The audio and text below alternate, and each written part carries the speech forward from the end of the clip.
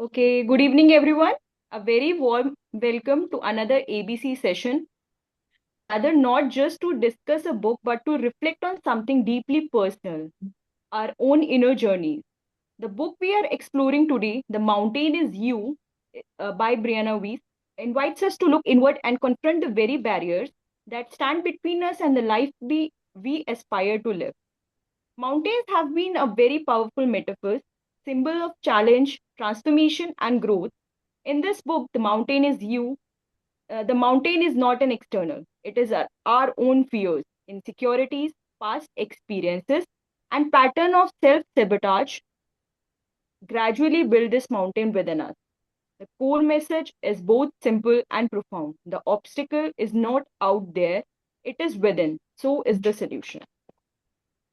The session is an invitation to reflect, to question, and perhaps to begin that process of reinvention where we're willing to let go of who we used to be. To guide us through this journey, we are privileged to have with us someone who has spent decades helping individuals and organizations unlock their potential, Ms. Sujata ma'am. With over 25 years of experience in leadership development, culture shaping, and executive coaching, she has impacted more than 25,000 individuals across 17 sectors. Her work spans vision building, team effectiveness, and transformative leadership journeys. Her approach blends insight, empathy, and a touch of humor, making deep concepts not just understandable but actionable. We are truly fortunate to have her lead today's discussion. As we move forward, I invite you to listen actively, not words, to your own inner responses. If something resonates, pause and reflect. That may be your mountain speaking. With that, I'm delighted to invite Sujata ma'am to take us through this insightful journey. Ma'am, the floor is yours. Good evening. Namaste to everyone. Consultants tend to give answers and solutions. So I am not going to give any answers and solutions. And if I have created little more confusion in you, then I think that's what I am intending to do. So this session is inspired by the book, The Mountain is You. I'm going to read this story out and maybe let you also read it. But okay, let me see how I move this. Let's start with this story. M was destined to be a star. If everyone thought that they would read about M in print when they said goodbye at the school send off. At the school's 20-year-old reunion, they realized that M was on her eighth job, nth relationship, and was living off credit cards and money taken from her parents. A creative professional, advertising and marketing, she would be sought after by companies, startups, and have a great first year. And something would start to go wrong after 18 to 24 months. Escalations, conflicts, creative differences, name calling, and then she would be wooed by another company. She would win awards, you see, and move, hoping it would be different this time. She was in and out of relationships, not able to handle making adjustments to her lifestyle. People would borrow from her and never return the money. She'd never be able to follow up and say, "Where's my money?" She lived larger than life and struggled to get up and go to work every single day. Counselors were consulted to no avail. Every time she met her few friends, she would say, "Yes, yes, I'm going to figure out my life and my career." And just when things looked fine, they would fall through. Broken engagements, walking out of jobs, fights with her landlord, and a forever depleting bank balance, even though she made good money. This story is actually M is the mountain that if this story is perhaps representative of what I'm going to try and say, that I have everything within me, but every time I get close to, succeeding, something comes in the way. Any comments, any thoughts, anything that anyone wants to say on this story? Do you see this happening with people around you sometimes? Maybe not as dramatic as this. Yeah. Okay. So my session has three parts. What is the mountain? What gets in the way of climbing it, and how do I prepare to climb it? Let's first talk a little bit about the mount. A few questions for thought. And I'm just going to, Vibha, we have time till 8, right? Correct? Yes, we have time till 8. Okay. So, I want you to read these questions and pick any one question that appeals to you. And if you're comfortable, write some of your thoughts on the chat. So the questions are, there are 5 questions, choose any one. Where am I successful but not? What pattern looks productive but drains me? What am I postponing despite having capability? Which identity am I ready to outgrow? And what would success look like without suffering? I invite each one of you, and I don't have the answer to the question, but pick any one question. And if you can go to the screen and go to the chat and give some thoughts on it, I would love to hear um, your views. One question. This is a safe group.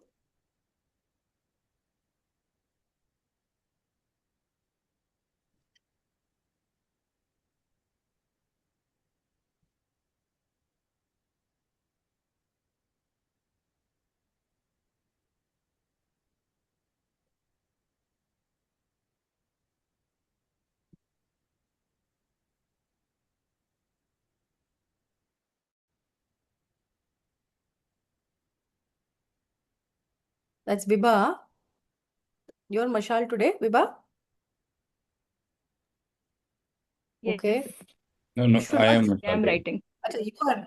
Yeah, Anurag, you're Mashal. Okay.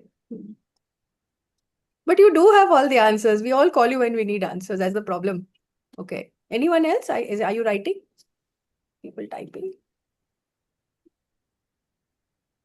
Can I come in and speak? Sorry, I Yeah, I of am course. driving, so can't type.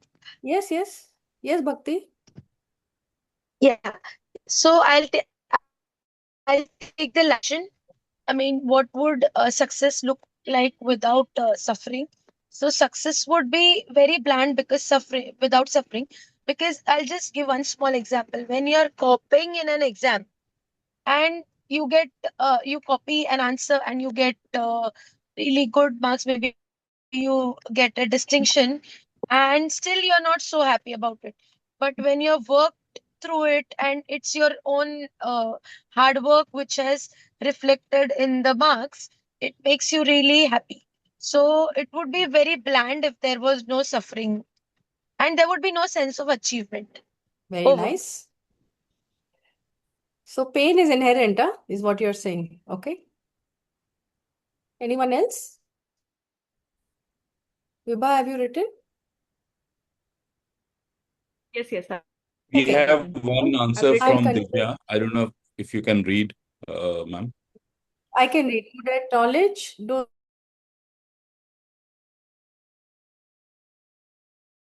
I used to always ask, why is the Devi on top of the mountain, or why is the Devata on top of the mountain? And someone said, as you said very nicely, Dr. Bhakti, that you have to go through some pain before you reach the top.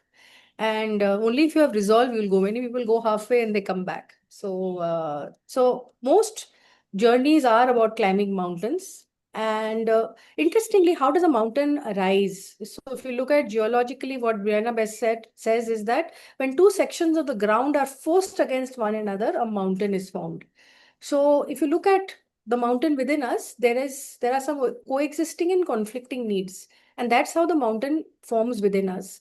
To climb the mountain, we need to reconcile what is the conscious, which is what I want, and the unconscious, I don't know why I'm not able to move ahead. And therefore, this entire process requires us to break down to rebuild. Each breaking point, there is no defining moment. There is no breakthrough possible unless you don't go through pain. But there is something that frees us, and that is that your past is a place of reference, not residence. No matter what pain you've gone through, and all of us have gone through it, it's a reference point for us, but we don't have to stay there. Many of us relive, pain is familiar, we go back to it, and that's why the pattern keeps coming, and therefore we are not able to climb the mountain. Okay, so I think that's a beautiful metaphor that Brianna West says. So your mountain is could be a belief, it could be an addiction, it could be a compulsion. Okay, we spend our lives accumulating tiny traumas. A tiny trauma could be that your relatives praised your sibling more than they praised you because that sibling was perhaps better at studies. Trauma could be that people commented on your appearance. A trauma could be that you got pushed around by the bigger kids in school because you were tiny. A trauma could be as simple as a teacher not, looking at you when you raise your hand. These are small traumas that we accumulate. And somebody, a spiritual guru once said that, when you're born, and I guess the doctors can correct me on this call, in most cases, they hold the baby and then they give it a little pat so that the airway is clear and the baby cries. And that is perhaps one of the first shocks a bacha gets. And he says that every day, from the time you're born, you get multiple such slaps from people. When someone pushes past you, someone cuts you in front of traffic. And he says that unless you wash it every day or you do something to remove that, by the time you're 25, 30, you've accumulated. It's like an inbox that you've never cleared. You've accumulated so many traumas and coping mechanisms and rules we made to protect ourselves. I know a lot of people struggle to speak in a group. They struggle to give their idea because someone once laughed at the idea. They never do that. I worked with somebody who was brilliant. I think one of the most brilliant people I have worked with. And she always did very well in school. And one day she was tying her shoelace and a teacher asked a question and she didn't hear the question. So when the teacher asked her what the question is, she said, "I don't know, I didn't hear." And she felt the teacher must have made some comment and she felt so bad that she is absolutely hyper about any performance, any outcome, because she says, what if I don't know the answer? And it is that fear that makes her, work so hard. And ironically, she's so brilliant, she could do it effortlessly. So these small pebbles become a large and looming mountain. Just a thought for reflection. What is one, series of traumas that I have got when I was growing up that has become a mountain for me, which does not allow me to say what I have to say? It could be that you dealt with someone very aggressive who cut you down. It could be that someone commented on you. It could be that someone discounted you. So think about what is one thing that could come in the way. And therefore, we self-sabotage ourselves, which is actually self-protection in disguise. It actually helps you to cope with irrational fear. So the reason we self-sabotage ourselves, we say, for example, अच्छा हुआ हम shopping नहीं गए. If we go shopping, we would have spent so much money. So I won't go out shopping. अच्छा हुआ हमने दूसरों को बताया नहीं how well we are doing. If we tell them, they will. So these are rules that we have created to protect ourselves. And this mountain, they're full of self-sabotage. Why you bravely still encounter this and you move ahead. Okay. I love this quote. It's not in the book, but this quote says that you are the sky, everything else is the weather, which means you are not your emotion. You are just who you are. Life has experiences and emotion that comes and goes. So the sky remains what it is, the clouds come in the way. So how do we identify those emotions and don't let them come in the way? So now I'll talk a little bit about some of the things that get in the way. Now, we have talked about what the mountain is. I talk about some of the things that get in the way for us to climb the mountain. So someone said, very wise said, I read somewhere, that the 3 life lessons we come into this world are money, relationships, and health. And I'll just pause here for a moment and ask you to reflect. If you look at what is happening in your life, maybe may not be problem, but there is some challenge. You can actually divide it into one of these 3 categories. Do you agree with me? Would you say either you're dealing with wealth or you're dealing with relationships or you're dealing with health, right? Yeah. Correct, na? And Yes. they say that, yeah, and unless we learn our lesson, we keep coming back to doing that. So there are certain recurring reasons why we struggle to cross the mountain. Think of it as weights tied to your ankles. One is we stick to certain identities we create. Supposing I have the idea pessimistic and the kind of person who pours water on everyone's ideas, then this pessimistic role with me is the role identity I use to connect with people. So I will always be the one who will talk to people. And when I'm talking to people, I will whine and complain. If I have decided that I have to be the smartass and I have to basically make everyone else look not as smart, I will be sarcastic. I will ask questions that people don't have answers to. So I'll play that role. So the reason we struggle is we create an identity. I am the most helpful one. I am the quietest one. I never ask for anything. आप कुछ भी कर लो मुझे कोई problem नहीं है. These are identities we create and these hold us back. The second thing that holds us back is unfamiliarity. A lot of people pause and get stuck because they say, I don't know, I've never handled this before, so let's not try it. The third one, and one of my friend's husband actually, he got success much before time, much before expected, and he said, I can't process it. Fell ill. There's an upper limit to happiness, and therefore I have imposter syndrome. I say I cannot be doing so well, and I put a limit to myself. Now nobody's put the limit. I can't be so rich. I can't be so happy, and we put an upper limit to that. Again, coming from fear, mixing up who I am versus how I'm feeling. I may be feeling low, I may be feeling sad, I may be feeling depressed, I may be feeling anxious. That's what I'm feeling, but that does not make me a depressed person. It does not make me an anxious person.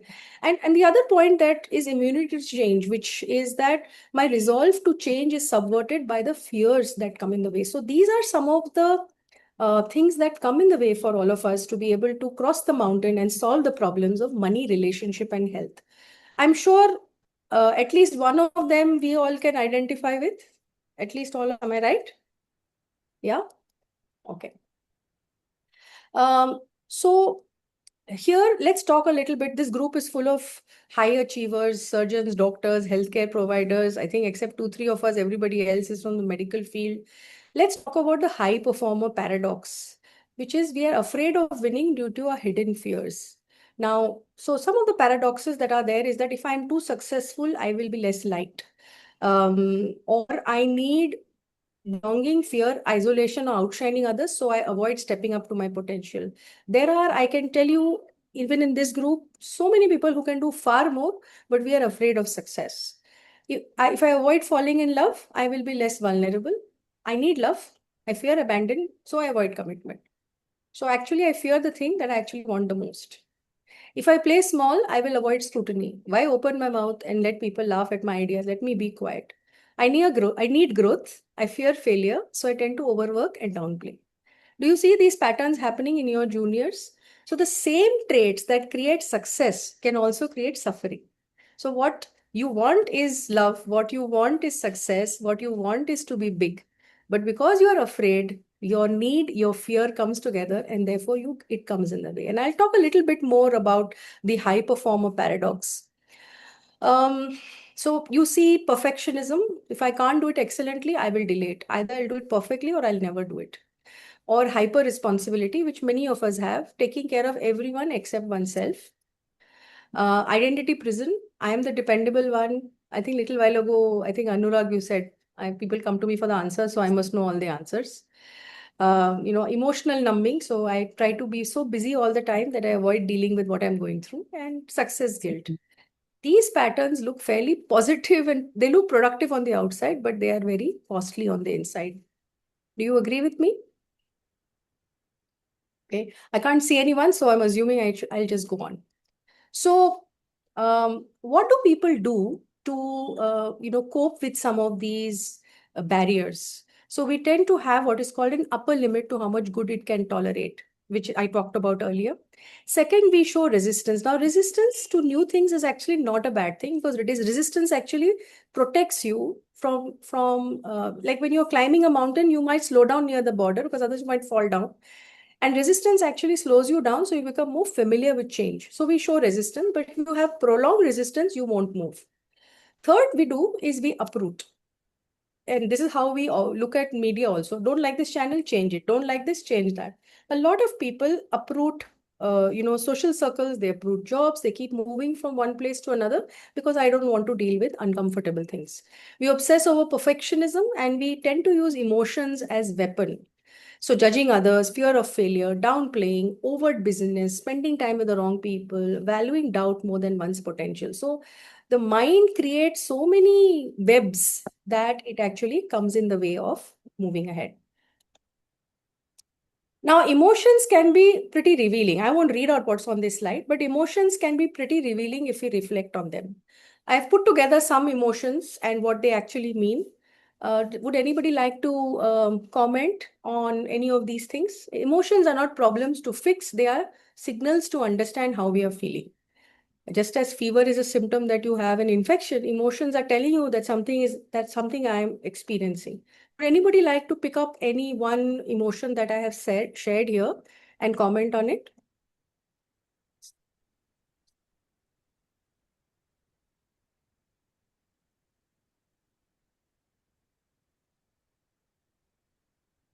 So, what do we do if we feel like, I think, I don't know, I think I feel almost all of them at different points of time. And most of it does stem from sometimes overwhelm, which is too much too fast. And I think, and I've asked this like previously as well. What does one do about it? Which I'm sure we're going to get to later. But I love the previous slide, ma'am. It was about इसके पहले वाली जो थी. Yep. This hit hard. Okay, this just hit too hard. I know why. I know Yeah, why. I know.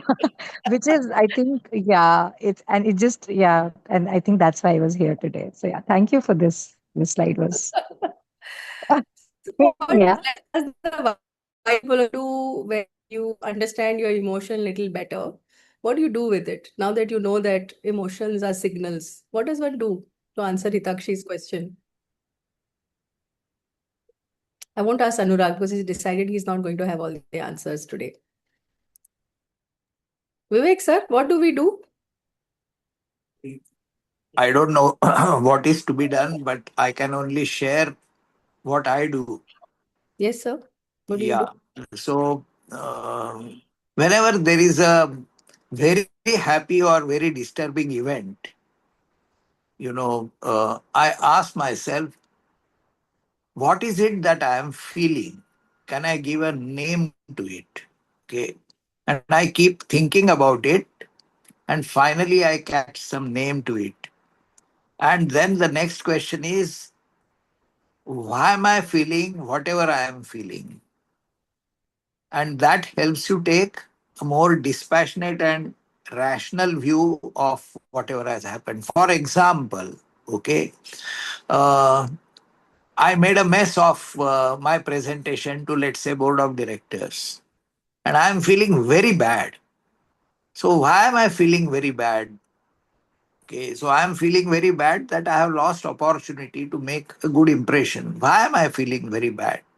So the reason is maybe I have not done the homework properly, or maybe I was afraid of making presentation to a group of stalwarts. Okay, once we reach this kind of a thing, over a period of time, it doesn't happen immediately, but over a period of time, we tend to overcome that because the way out is through rationality. It's all emotions hold us back, but the way out is rationality. Over. Thank you, sir. I think uh, the tendency many of us have when we feel anything is to suppress it. If we have grown up in environments where you were not encouraged to express your emotions, so one tendency is we suppress it. The other tendency, other extreme, is that it spirals out of control and you start trembling with fear or screaming with anger. I think perhaps over a period of time, the idea is not to do either of the two, but to sit with that emotion and wait for the answers to come. Whatever age you are, and sir, you are very wise, you have reached a certain level of reflection. But for those of you on the group who are younger, I think it's just staying with it and eventually understanding and accepting that emotion that, yes, I'm feeling that emotion right now, instead of asking it to go away. You can't accelerate the rate at which you process rage. You can't accelerate the rate at which you process grief. You have to stay with it. But the emotion is not who you are. The emotion is what you're feeling at that point in time. And that sentence helps to create detachment with the emotion. And therefore, you're able to regulate that emotion and not let it spiral out of control. But I think more people have There problems. is, can I chip in here for a minute? Yes, yes, of course, of course, of course. You see, when you do vipassana, okay, sometimes there is a pain in your leg here or maybe in your neck or somewhere. You are supposed to sit quiet for a long time and you are doing vipassana there, meditation. What they say is look at the pain and as if it is not your pain. Okay, and you will find that when you start looking at your pain as a third person, it starts gradually diminishing. Now, this is my experience, but this is what the standard formula is also. So, uh, bystander's view at your own emotion actually reduces that sting, is what I'm trying to say. Wow. I actually had a very interesting experience with emotion and bodily experience. I once went to visit my friend who had her gallbladder removed. And I know somebody else whose house was close by, so I went to meet them. And the gentleman happens to be a yoga teacher. So he said, "How come you're this part of town?" And I said, "I came to meet someone whose gallbladder was removed." And he said four words. I don't remember the exact words, but he said intense anger, repressed hatred, bitterness. And I said, "What are you saying?" He said, "Is this what she's experiencing?" And I said, "Yes, that's what she's experienced in her personal life." And I said, "How did you know this? You don't even know her name." And he said, "Open that book." So there was a book by Louise Hay, which has, it has all the emotions you experience and how it shows up in the body. And over the last 10 years, I actually sometimes tell people, you probably have a lot of shoulder pain, don't you, on the right side? And they'll say, "How do you know?" Or, "You probably have a lot of pain in your knees, or you have problems." And this is nothing to do with age. Because it actually outlines what kind of emotion. So whenever I'm feeling pain, I go back and look at, you can Google it also, what is possibly the reason or the emotion as to why I'm getting pain in a specific part of the body. And my daughter used to get a lot of headaches, and I happened to go for a workshop, and somebody had been certified by Louise Hay. So he said, "Do you mind if I come and meet your daughter?" And he came home. I don't remember his name also, but my daughter was about, I think, 10 or 11 years old. He said, "Can I speak to her in the corner?" And he spoke to her. And I don't know what he said to her, but she never had headaches after that. My sense is that he got her to, understand where the pain was coming from. So it's very, very interesting how emotions, if we reflect on the emotions, we can say, why am I constantly feeling grief? Why am I constantly feeling these emotions? And not try to suppress them, but process them. So now, if all this is happening, what is one path that Brianna West talks about? And in a way, when we do life map in Mashaal, we are actually trying to, in some way, deal with it. So she says that if you want, it's not easy to say let go. Letting go is very easy. Ki let go of your pain, let it go. It's not so easy. But one path to doing that is to engage with your younger self. And what do you do that? Sometimes you have to start building new, so that if you have pain, you have to build something more exciting so that you can let go things. Today I was in a meeting, someone said, "We have built a $3 billion firm, but how do we get the founder to let go?" And I said, first of all, it's not easy for a founder who's built a $3 billion firm to let go. Even if the person has to let go, is there anything else the person has that is interesting that person, so that they will, if they let go, they'll do something else? So then they were laughing, saying, "No, he's just obsessed about this." So unless you have something, unless you have something new to build, you will not be able to let go of certain things that are holding you back. And a lot of the answers comes with engaging with your younger self. So this quote in Brianna West's book is really powerful, which says that you can only move on from past baggage when you realize that you will never find peace standing in the ruins of what you used to be. But for that, you have to speak to your inner self, your younger self, and say, what did you not get? What pained you? What hurt you? And that process of talking to your younger self brings some suppressed pain, but that is the route to actually, getting ahead.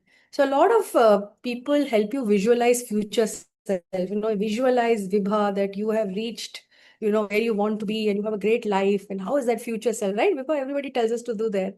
But actually the answer goes back to little Vibha when she was 5 or 6 years old, and talking to herself to start finding the answers as to why she doesn't process emotions, or why she self-sabotages. And when you do that, you solve a lot of issues. Um, if you have seen the movie Bhag Milka Bhag, it's a very difficult story of partition and poverty, and how he struggles to become an athlete in spite of not, the reason he became an athlete is because you would get 2 glasses of milk extra. So that's the reason he said, "I will run." And there's horrors of partition and all of that, because he, in the movie they show that he comes and sees half his village butchered, etc. And the last scene is when he's running, when he has won the big race. Alongside him, little Milkha Bhag runs along with him, and they both look at each other and they smile. And I think that's such a beautiful, this thought just came to me right now, that when I talk to my younger self and I deal with what it went through, I heal and I move ahead in life. So this, I think, is a very, very important thing. So let's understand the younger self, okay, a little bit. So first of all, it is not what you were when you were 5. It lives in you even today. It holds your experiences, your emotions and beliefs. It carries, I know somebody, for example, who just can't stand anybody raising their voice, and had a problem at the workplace because she couldn't handle her male boss raising her voice. And when we explored, we found that, she had authority figures while growing up who raised their voice. And that time she couldn't say anything to them, but she vowed the moment she became an adult that I will not anyone talk to me that way. And because of that, she was overreacting if someone raised their voice. And we helped her solve her issues at the age of 55 by actually going back and seeing how helpless she felt as a 6-year-old when somebody shouted in the house. Your younger self carries unmet needs of safety, needing love, needing validation, needing belonging. It shapes how you react, trust, and connect. I have spoken to a lot of people whose parents were in traveling jobs, who had, many children, and sometimes they would leave one of their children with their, grandparents. So the child would be with the Nani ji, or Dadaji, Dadiji. Now, in most cases, grandparents are very loving, but in some cases, the children felt that I didn't get the love of my parents and attention. I was sent away. Some cases they said, no, actually, it was very great. I got much more attention than I would have ever got. And they carry that with them, and that impacts how they deal with their seniors. So I listen very carefully to how they process their younger, needs. Your younger self also shapes how you react, trust, and connect even now. Let that person come and say hello first, then I will do that. Let that person do that, I will do that. I've always wondered why some people keep so much हिसाब. कितनी बार आपने मुझे coffee पिलाया, उतनी बार मैं आपको coffee पिलाऊंगी. पहले आप हेलो बोलिए, फिर मैं बोलूंगी. It comes from some experience of the younger self. It shows up in triggers, fears and patterns you can't explain. It also holds joy, curiosity, and authenticity. So you don't have to fix what happened. You just need to hear what your younger self is trying to tell you. And that is the key to actually starting to climb the mountain. So I'll share a little bit more about what's happening inside you. And your reactions today often have roots in experiences you didn't have the power to process. So over the weekend, I came across a very interesting quote, which I sent a few of my friends. I'll just read it out. And it's for those of you who, so it says, one falls in love and then learns for the duration that one is at the mercy of someone else's childhood. It's by Hanif Qureshi. I'll read it out again. One falls in love and then learns for the duration that one is at the mercy of someone else's childhood, which means when you fall in love with somebody and you really want to be with them, um, the experience is very much based on how that person had a childhood. So you're actually dealing with that person's childhood, okay? And if someone falls in love with you, then they're also dealing with your childhood and how you were. So it's very interesting. That's what we experience. Okay, I'll continue. So how do you do that? I think one of the important things is, and Sir always says, quotes Warren Bennis, which says, becoming a leader is becoming yourself. It is precisely as difficult and precisely as simple. So one of the things to be as you explore yourself is you get, when you start showing up with who you are, you start getting real love. Your work becomes effortless. The universe, interestingly, does not allow perfection. Nature depends on imperfection. Fault lines become mountains. The death of a season leads to another season. So universe all the time is never letting things remain balanced. It's always disrupting things. And to overcome some of the trauma, think of some of the triggers that keeps bringing you back into a certain place. So I want to say something very powerful. People think, oh, healing, very peaceful. And Sir very nicely said that you go to Vipassana, you get pain. Healing is not peaceful. Healing is not like going to a spa and lying down and listening to soft music. Healing, interestingly, is very, very painful. So while becoming the best version of self is something that is your birthright, healing is releasing the sickness and the limiting beliefs.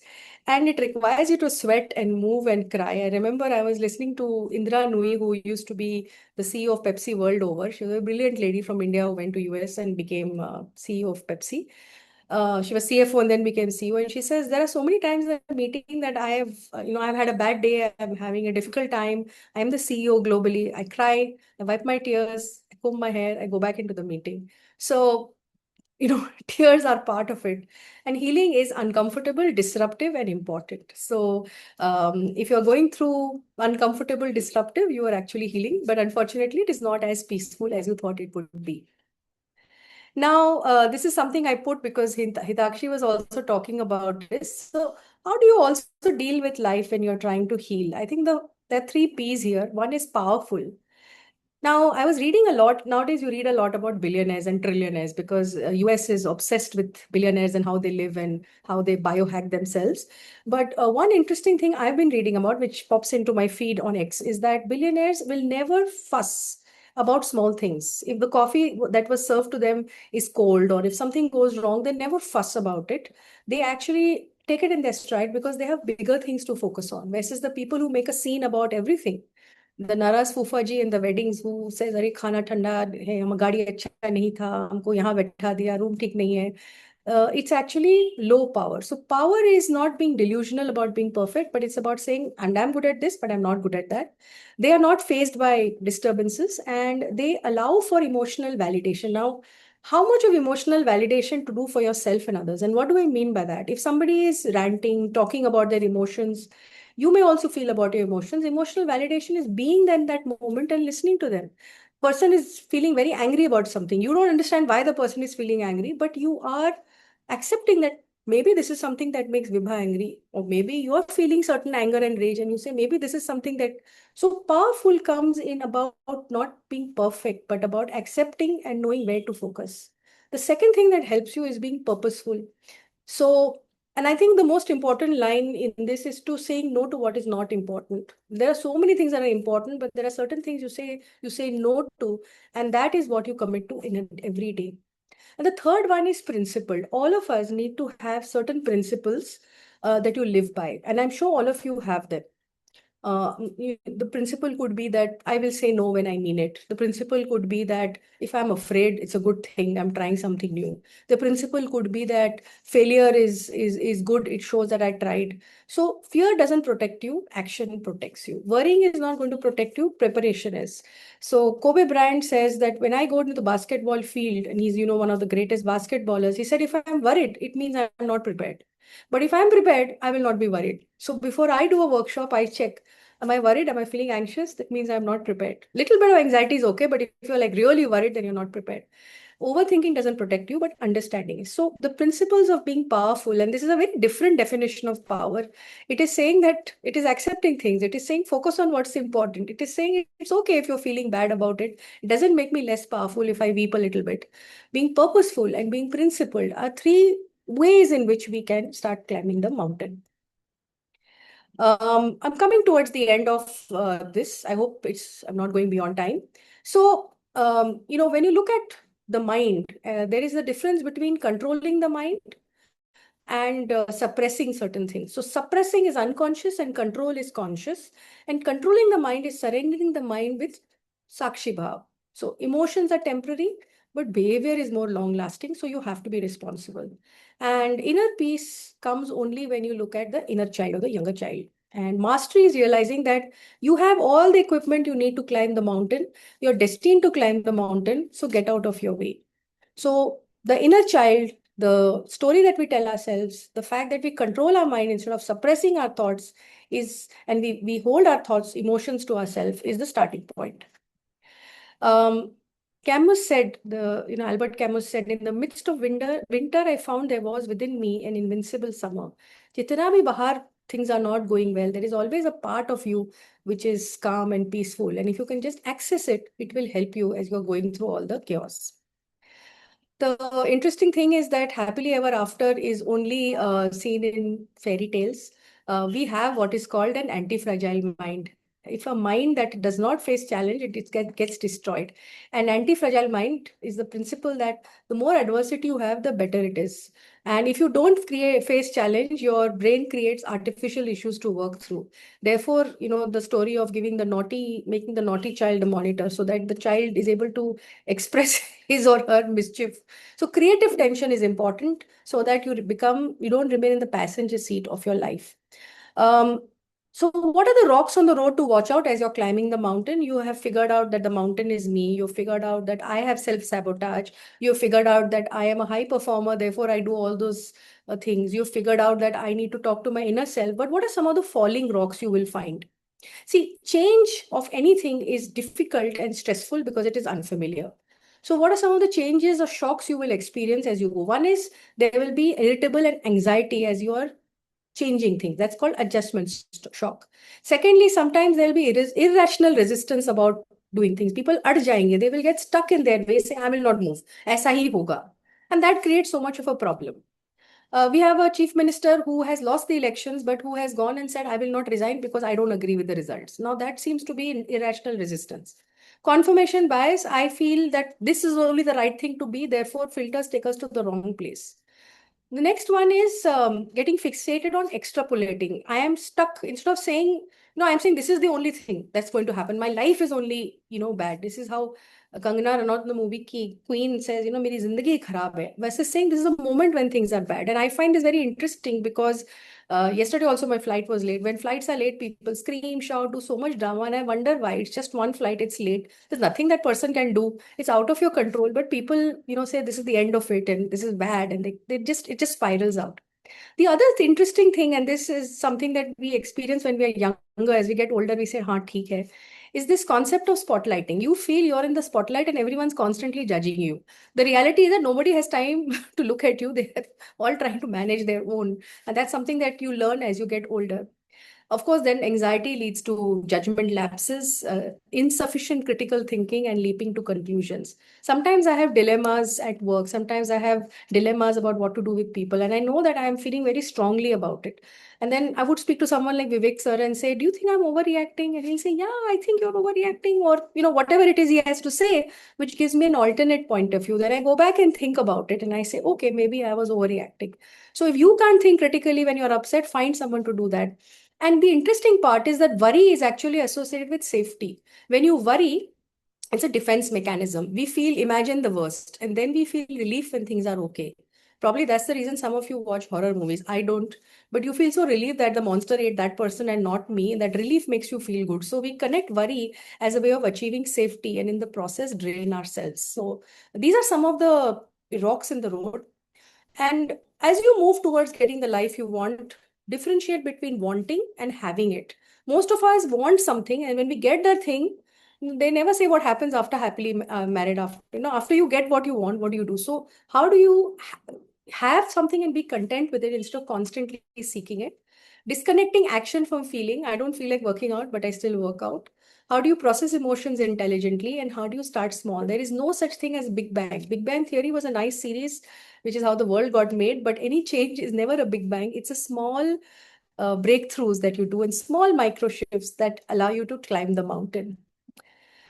Towards the end, I would say your new life, I would not say this is what Brianna West says, that your new life is going to cost you your old one. Are you willing to let go or you're going to hold on? You have so many clothes in your cupboard. You bought many new clothes, but there's no place to keep them because you're not willing to get rid of them. So what part of your life are you willing to let go so that you can get a new life? And this is one of my favorite things that people will let you down. Welcome to life. People will also lift you up, save you, love you, embrace you, teach you, and guide you. Welcome to our experiences we have for both. So as you're climbing the mountain, you will find Vibha and Anurag and Hitakshi and Deepa and others also climbing with me. And sometimes they will give me a hand and help me to go up, and sometimes I will give them a hand and willing to go up. So I'm going to end with a question. The question is, I told you I will not give you answer, just help you understand. What will you say to your younger child, to the inner child or your younger self as you climb the mountain? What will you say to your younger self or inner child as you climb the mountain? Will you give love? Will you give reassurance? Will you say, I'm with you? That is the question that will get you to climb the mountain um, uh, correctly. That's the question I want to leave with you. And finally, I'll share the famous quote that all of you would have read of Brianna West, which is, "One day the mountain that is in front of you will be so far behind you, it will barely be visible in the distance. But the person you become in learning to get over it, that will stay with you forever. And that is the point of the mountain." Now, I have a lot of high achievers on this group. All of you have passed very difficult exams, got into colleges. It's not easy. So, all of you have in your own ways. And in life, all of us actually have climbed some mountains, but there are many more mountains to climb. That, but I know that I will kind to my younger self as I go along the way. I come to the end of sharing insights from the book, and I hand it back to Vibha. There are any comments, questions? Would love to listen to your views. I hope I did not take too much time. We still have time for some questions and for some Yes. comments, if any. Can I make some observations? Yes, sir, please do. Yeah. These are my observations, generally speaking, and I want to make 6 points. Am I audible clearly? Yes, sir. Yes, sir. Yes, sir. Yes, sir. Yes, sir. Okay. I think the fundamental thing is we have three types of fear: fear of ridicule, fear of ambiguity, and fear of failure. My understanding is that everything emanates from this. I have not read the book, Sujata. I have read only 10 pages and recommended the book to you. Well, I read it. Ah, that actually take the big toll. And fear, as Zay Krishnamurti says, Jiddu Krishnamurti says, the problem with fear is that we are afraid of something because it essentially harms our self-image. So I'm afraid of, let's say, making a sketch or doing oil painting because I will mess it up and it hurts my self-image. Okay, or I'm afraid of public speaking because I will mess it up and it will hurt my self-image. So the fear has something to do with harming one's own self-image. A couple of experiences from my own side. When I joined Asian Paints as a welfare officer, I was required to write Marathi. Now, at that juncture, I was 24 years old, and writing Marathi was not such a problem, but there was a huge fear of ridicule as to what will people say. Okay, but there was no option. I had to do it because that was my duty. And as I went on doing it, I of course was very, very nervous for first 6, 8 months.